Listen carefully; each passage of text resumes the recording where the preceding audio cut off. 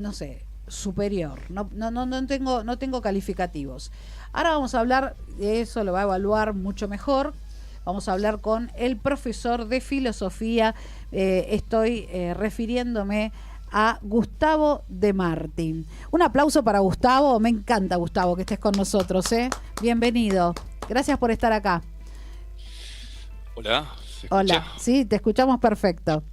Bárbaro, bueno, no, mucho gusto en la nueva, felicitaciones por la nueva casa que tenés, Radio Buen, que es una gran emisora Linda, muy linda. de Quilmes. He estado en alguna oportunidad allí y la verdad que estoy muy contento de que puedas seguir con tu tarea, tu importante tarea eh, en la zona sur. Pues Gracias. es una tarea docente, una tarea de transmisión de conocimientos, de aporte a la sociedad, que es muy, muy buena, y sobre todo a la juventud. Así que te felicito y bueno, gracias por invitarme en este primer programa, si no me equivoco.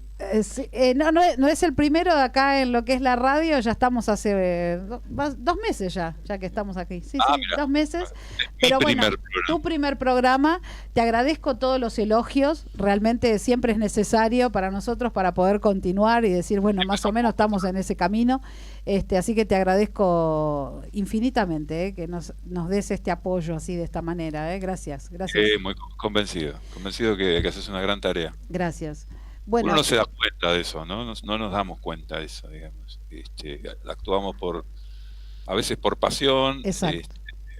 a veces es porque somos docentes y tenemos como una especie de impulso, de actitud creativa, de Ujú, compartir con los demás. ujú. Eh, bueno, en esto consistía originalmente en la antigüedad la paideia, ¿no? Esto de que las personas, y ciertas teorías pedagógicas, ¿no? Las personas, por la propia interacción, aprendemos a partir de la interacción. No hay otra forma de aprender Si no es así. que juntos, Exacto. siempre Coincido. aprendemos Coincido. juntos. Sí, sí. A mí me sucede, dando clases voy aprendiendo aparte de distintas edades, ¿no? Que tengo, así que de personas como Juan Pablo, que acaba de cumplir 16 años, creo que es el más chico ahora en este momento, y tener personas como Beatriz, que le mando un beso grande, que también es una ricotera, que tiene 73 años. Beatriz está bárbara, y bueno, y bueno, sí, vas aprendiendo, seguimos aprendiendo día a día, día tras día. Sí, y aprendemos de las situaciones que van sucediendo también. Aprendemos de las experiencias que tenemos y de la interrelación entre nosotros, ¿no? Ujú. El modo en que nos afectamos, todo lo que aprendemos nosotros o hemos aprendido a lo largo de nuestra vida, lo compartimos, queramos o no, con nuestras actitudes. Y entonces, bueno, en eso consiste la tarea. Es una tarea, siempre una tarea pedagógica, docente, la que hacemos en estos espacios. Exacto. ¿Qué te pareció? ¿Cuál es tu mirada? Hoy te convoqué específicamente porque esto es realmente un fenómeno, ¿no? Que se produjo con esto del fallecimiento, la partida, vamos a decir, que me gusta más, del Indio Solari, que nos dejó tantas cosas dando vueltas. Después vamos a comentar un poquito de su historia. Vos seguro que la sabés, Gustavo. Sí, Él estuvo en... Le mando un beso enorme a Morsi Requena, que tengo acá un material de ellos, y Morsi tiene 70 y pico de años. Me mandó un audio contándome su experiencia con el indio. En realidad el indio iba a verlos a ellos, a La Plata. Yo tengo la gracia de tener el contacto de Morsi y el contacto también de Cubero Díaz, ambos integrantes de la Cofradía de la Flor Solar, y el indio iba a ver esta banda. Así que, señoras y señores, si googlean ahí, buscan en inteligencia artificial o como sea, van a encontrar al indio ahí todo lo que el indio hacía con esta gente, cómo era esto de la contracultura de la que hablaban, de cómo se vivía ahí en La Plata, estudiantes universitarios. El indio hacía sus poesías, hacía una especie de teatralización, y no tocó nunca con la banda, pero hizo versiones que por ahí ya Gonza tiene por ahí algo del indio también, que alguna reversión que hizo, después lo vamos a poner, este de uno de los temas de la Cofradía de la Flor Solar, ¿no? ¿Qué opinás vos de todo esto que pasó? Más de 1 millón de personas despidiendo a este maestro, creo yo. Yo creo que le podemos decir que fue un maestro, ¿no? Justamente, más o menos lo que estábamos charlando hace un instante, ¿no? Sí, fue un gran maestro, fue un gran pensador, ¿no? Fue un gran pensador, fue más que un cantante, mucho más. O sea, él tiene cualidades extraordinarias como artista, por supuesto, es un gran artista, es un gran poeta, es un gran cantante, fue un gran poeta, fue un gran cantante, nos dejó para siempre su legado, pero además, adentro de sus canciones hay un filósofo, y en Sky también, Sí, en Sky también, porque Sky es un personaje que, digamos, la trascendencia de la trayectoria de los últimos 20 años del Indio Solari tuvo mayor repercusión que la obra artística de Sky. Sin embargo, fíjate qué curioso, qué interesante, cómo esto hay que charlarlo con Sky, digamos, ¿no? Porque hubiera sido lindo poder tenerlo a Sky, sí. Porque, ¿qué sucede? O a la Negra Poli, ¿no? Sí, ¿qué es lo que sucede? En general se asocia al indio a ese fragmento musical del solo de Jijiji, en el que todo el mundo explota de emoción y no sabe qué es lo que pasa, que tiene pero no. como un origen, tiene como una reminiscencia a sarda húngara, ¿no? ¿Viste? Esa música esa música de Europa del Este está ahí medio gitana, ¿no? Sonando en ese fragmento, pero ese fragmento es de Sky, no es del indio. Claro, es cierto. Ese fragmento musical que a todo el mundo lo emociona y lo asocia con el indio, en realidad es de Sky. Entonces esa mixtura entre ellos dos, esa unión creativa entre los dos, es indisociable para la eternidad, digamos. Son como Lennon y McCartney, ¿entendés? Sí. Son como Lennon y McCartney. Dijeron que se amigaron, ¿no? Que se querían mucho, porque en principio parecía que esa separación era insalvable, pero después hicieron lo que acá hablaba María Verónica en algún momento, que sacaron material nuevo hace mucho lo hablamos. Sí, lo hablamos, que sacaron material nuevo ¿cómo es el formato que lo sacaron? El material que se reeditó de viejos temas, lo sacaron en vinilo, ¿no? En vinilo. Entonces, ahí es donde tuvieron ese acercamiento, porque tenían que tener el acuerdo de ambos para que esto pudiera ser posible, ¿no? Sí, por supuesto que se querían. Pero es como decís vos, inseparable, juntos. Eran indisociable. Exacto. Y que recuerden a uno por la melodía del otro ya es algo como que son parte de un mismo ser. Aunque separados, suelto, ¿viste? Me sale lobo suelto, cordero atado, no sé. Separados, también funcionaban muy bien, pero juntos explotaban, ¿o no? Sí, una de esas sinergias que son únicas. En la historia del arte contemporáneo. Porque, como bien decías hace un ratito, los Redonditos de Ricota fueron una cultura o una contracultura muy, muy representativa de lo que eran los movimientos culturales en el siglo XX. Exacto.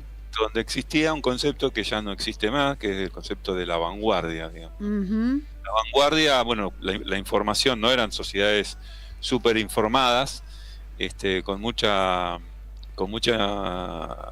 dato dando vuelta. Nosotros no teníamos, como los jóvenes que ahora que tienen bibliotecas enteras nosotros no teníamos información. Entonces la información siempre tenía que ser transmitida de manera más artesanal entre nosotros, y había personas que lograban eso. Claro, lograban acumular información, buena información, interpretar buena información y transmitir buena información o buenos mensajes, transformaban esos mensajes de la cultura. Y entonces ahí los artistas destacados que de alguna manera tenían una visión crítica hacia los estamentos y el poder, lograban mostrarnos el camino, ayudarnos a pensar de un modo distinto. Y algunos se destacaban, otros buscaban esa ruptura con los estamentos y por eso esto de la contracultura, ¿no? Porque si vos lo buscas, es como que dice que este grupo grupo Cofradía La Flor Solar, que además era una banda, era, lo define bien, era en realidad quedó en la historia, entonces por eso histórico, colectivo, artístico, ¿no? Además de ser una banda de La Plata nacida ahí, que les cuento además esta postilla, porque por ahí después me olvido decirlo, ellos tuvieron, yo los entrevisté a los de la cofradía, estuve un par de veces con la gente de la cofradía, y después, bueno, me conecto ahora, pero vía telefónica con ellos, con dos de ellos, con Cubero y con Morsi Requena. Ellos tuvieron que irse del país, ¿no? Esta gente de la cofradía, pero allá en los finales del 60, de los finales de los 60 es donde conocen al indio, ¿no? Y ese vos dijiste bien, esa cofradía, si lo buscas, dice, funcionaba como una comuna artística en La Plata. Escuchá esto es para vos, que vos sos filósofo. Se compartían viviendas, talleres y filosofías de vida, Solari frecuentaba este ambiente donde conoció figuras vitales para su futuro, y ahí viene Sky Bellinson, que ya lo nombramos, y el artista plástico Ricardo Cohen, que es más conocido, como conocemos todos, Rocambole, ¿no? Pero la importancia, ¿no? Los principios del trabajo era trabajo cooperativo y vida comunitaria de la cofradía. Eso es lo que sentó las bases ideológicas sobre la que estaba parado también el indio, Sky, Carmen, que es la negra Poli, que es Carmen, ¿no? Y bueno, una industria discográfica totalmente al margen de todo lo que conocemos, ¿no? O sea, tradicional, hecha a pulmón. El indio no estaba tal vez preparado, pienso yo, ¿no? Esto es algún pensamiento propio, que lo he escuchado por ahí, lo he leído este fin de semana mucho más, he repasado todas sus declaraciones, porque al final fueron varias las que pudo dar, gracias a Dios. Y él decía esto, ¿no? Como que no daba a entender esto, no sé si lo decía tal cual, no voy a poner palabras en él que ya no está entre nosotros, pero sí decir que él no estaría como preparado, no lo tomen mal a esta palabra, sino para tanto éxito, tanto esto, no sé si esperaba esto, como que quiso hacer algo distinto, lo logró llegar y tenía un pensamiento además de izquierda, ¿no? Eran de pensamientos comunistas. Yo lo tengo como que era un leninista, troquista leninista, porque después en el terciario yo tenía otro compañero llamado Pablo, cuyo apellido se me escapa, y él decía que militaba con el indio y nos contaba algunas cosas. Por eso también yo tenía la duda si él en realidad cursaba en La Plata algo que tenía que ver con filosofía y letras, o Morsi lo que recuerda que me contó hoy es que él hacía poesías, que era un poeta, que decía poesías, que no cantaba en principio, se dedicaba a eso, ¿no? Y a seguir a la cofradía. Y después, bueno, empezó. Y bueno, habría que, no sé, él dentro de Bellas Artes estaba, que ese dato lo teníamos, sabemos que vino de Paraná, de Entre Ríos, y que se quedó ahí en La Plata junto con otros. Quique Gornati también lo conoció, podría haber estado hoy con nosotros, no pudo por un tema de ensayos. Esta gente que nombro, tanto Quique como Morsi, ellos fueron después, posterior, muchos años después, integrantes de Miguel Cantilo y los Punch. Por eso ellos siguen igual reversionando y todo, y Morsi sigue mandándome material también de eso, de Miguel Cantilo y los Punch, que Miguel Cantilo anduvo por el país pero solito, no sé, hay un tema ahí de autoría también que sería para otro capítulo. Volviendo al indio, no se esperaba una despedida tan masiva, ¿no?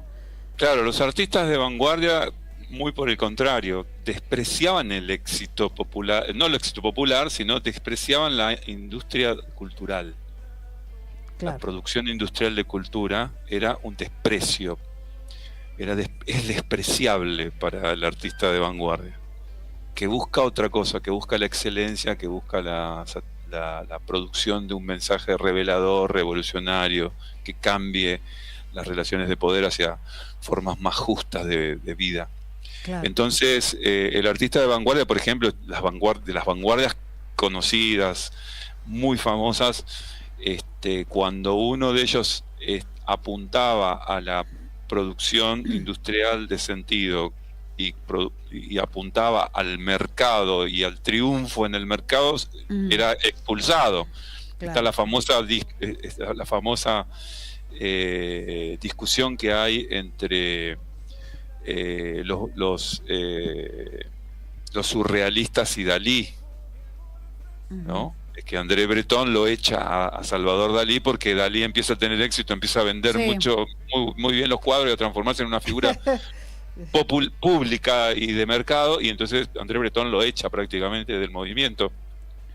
Y a Dalí no le importa, se va a vivir a Nueva York. Bueno, los artistas de vanguardia, vamos a sostener acá que los Redonditos de Ricota representan la última vanguardia argentina, o la última contracultura vanguardista argentina.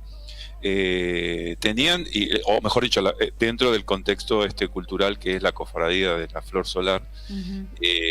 Yo viví 14 años en La Plata, así que también conozco los orígenes y personas que participaron, no justamente de otras ramas del arte. Había poetas, había que terminaron siendo escritores, terminaron siendo artistas plásticos. Qué lindo. También lo conocía a Rocambole y otras personas muy ligadas a ese movimiento. Era un grupo de jóvenes que sí la mayoría tenía sus carreras en Bellas Artes. Yo creo que, no estoy seguro, pero me parece que el Indio Solari estudió psicología. Y más que enrolarlo o clasificarlo o categorizarlo dentro de un partido político con los esquemas de políticos clásicos que nosotros tenemos, como si era del Partido Comunista, o era trotskista, leninista, o peronista, o filoperonista. Hoy en día, en este momento, yo creo que el Indio Solari era un pensador crítico, formaba parte de un campo intelectual, en este caso como artista vanguardista, que tenía una visión crítica de la sociedad, de la cultura de su tiempo, y que confiaban, como todos los pensadores críticos de distintas regiones del mundo, el pensamiento crítico de la teoría crítica surge de la famosa escuela de Frankfurt, donde hay intelectuales, muchos de ellos europeos, que proponen, después de la Segunda Guerra Mundial, proponen un cambio en la matriz de pensamiento occidental, cuestionan a la modernidad, cuestionan las aberraciones de la guerra y las deformaciones de la propuesta capitalista. Hay todo un frente cultural que cuestiona tanto el capitalismo como la guerra, y yo creo que el indio recoge esa tradición crítica que tenía elementos del campo de la izquierda política, pero también tenía elementos del campo de la anarquía liberal o del anarquismo más liberal, donde se sigue reivindicando el individuo. Está la lucha colectiva, pero Exacto. Está el individuo que tiene derecho. Entonces todo eso se conjuga en él, y él logra representar esa visión revolucionaria del pensamiento crítico, esa disconformidad con la realidad, con el estado de cosas represivo fundamentalmente, tanto en la década del 70 como lo que quedó después en la década del 80, como las leyes de la impunidad que intentaron cubrir el desasosiego que generó la dictadura militar. Él se ubica siempre confrontando ese proceso violento, represor del Estado absoluto o del Estado autoritario. Él cuestiona, confronta y enfrenta esa cultura que apoya al Estado represor, ¿no? Al régimen represor que dentro de la historia argentina está presente, sigue presente. Esa visión política que busca que los saberes populares, que busca que las clases populares estén al servicio, a la fuerza, al servicio del capital y del pensamiento conservador, siguen vigentes, están vigentes, más fuertes que nunca. Claro. Y él siempre representó un discurso que confrontó con todo eso. Entonces yo lo sitúo como un pensador crítico, como un filósofo crítico inclusive, ¿no? O mejor dicho, dentro de su poesía hay una filosofía crítica. Total.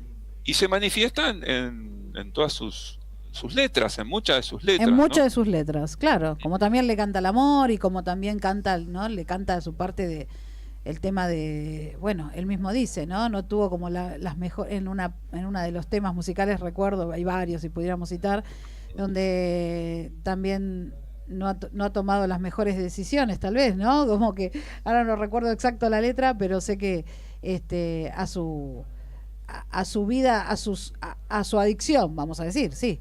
Sí, Entonces, además los héroes de los personajes que habitan sus canciones, las personas que habitan sus letras, sí, los héroes de cada una de las canciones, sí, son personajes de barrio, son personajes comunes, son personajes que están emparentados con la vida de la clase trabajadora. Exacto. Y por eso fue una serie de circunstancias afortunadas, digamos, que termina siendo su último adiós en territorio conurbano, ¿no? En nuestro querido conurbano. No, además que también cuenta... Lo acoge, lo recibe como un hijo pródigo, lo recibe, lo abraza y le da su último adiós. Hoy me mandaron un testimonio que te voy a comentar, que es sobrecogedor realmente ese testimonio. Es de una persona que le tocó formar parte de la seguridad. Y en las últimas horas en la que la capilla ardiente estuvo abierta, esta persona estaba afuera, le tocaba custodiar y coordinar y gestionar a las personas afuera, pero bueno, llovía.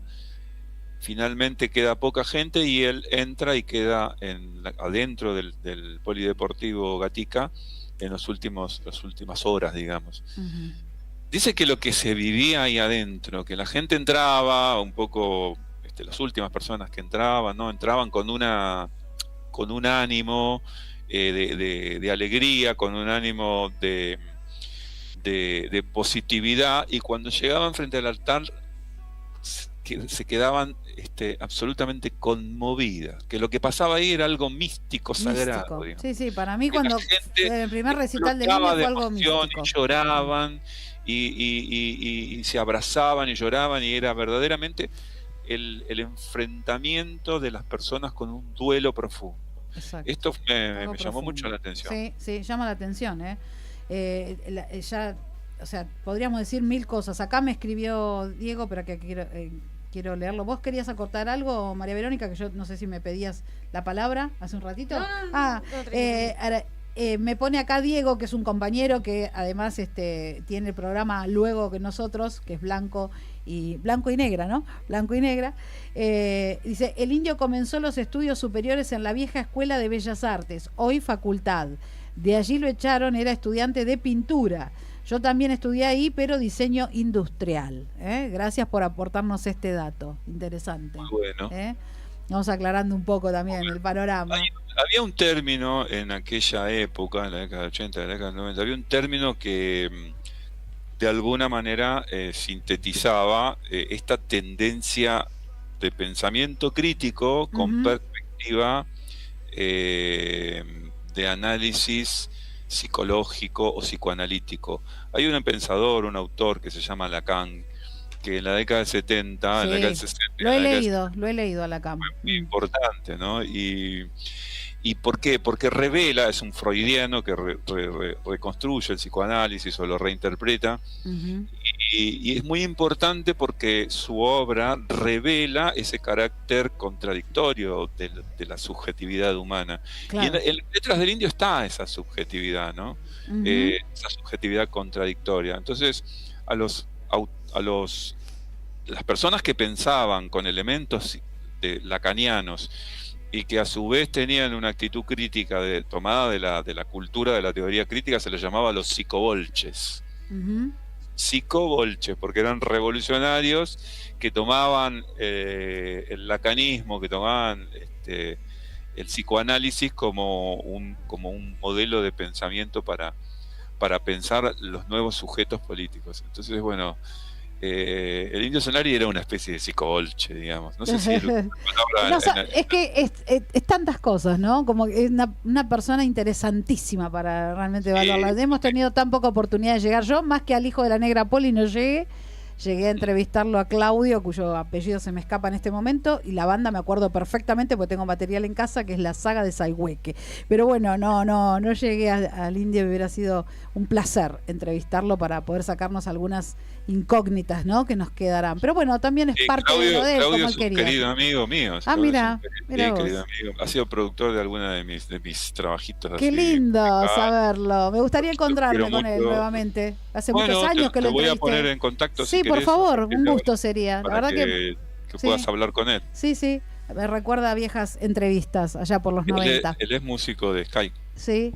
Él es parte de la banda Los Faquires, digamos. De los Faquires. Faquires. Claro. Y bueno, y también decir esto, por si nos olvidamos luego, que el Indio terminó con los fundamentalistas del aire acondicionado, pero a la vez tenía otra banda más, que termina con los marsupiales. ¿Cómo es la otra banda? Los marsupiales extintos. Empezaba con los marsupiales extintos. Ahí están. Ahí está. Bien. Bueno, la conjugación de ambos, de Sky y del Indio, es algo único en la historia, ¿no? Para mí, la obra de ellos tiene un elemento absolutamente, desde el punto de vista técnico, te estoy diciendo ahora. Sí. Musical, tiene algo que el Indio solo no tiene. Exacto. Y que bueno, es único. Es único. Mirá, te aplaudimos, te convocamos para la próxima, y a esto medio queda desprolijo, pero Gonza, poneme primero lo de Morsi, si podemos, y pegado ese tema musical que pertenece a la cofradía, después de Gustavo, ¿te parece? Si podemos ponerlo. Sí, la cofradía está buenísima, yo lo escucho. Está buenísimo. Bueno, un tema que dice que el Indio lo hizo, Morsi me dice, bueno, mirá que hay un tema que él hizo en vivo, ¿Cuál? Y bueno, no ¿Lo sé. vas a poner ahora? Lo voy a poner ahora, sí. ¿Cómo era el tema? ¿Cómo era el título de la canción? Imperialismo espacial. Ya te dice muchas cosas, te dice eso. Gracias. Te despedimos con un aplauso, Gustavo. Disculpanos, pero viste, el tiempo es tirano, ¿viste? No hay democracia. El reloj corre. Bueno, un beso grande para vos, ¿eh? Gracias, felicitaciones. Siempre es un honor tenerte. Muchas gracias. Un reproche. Vamos entonces los redonditos de Rico.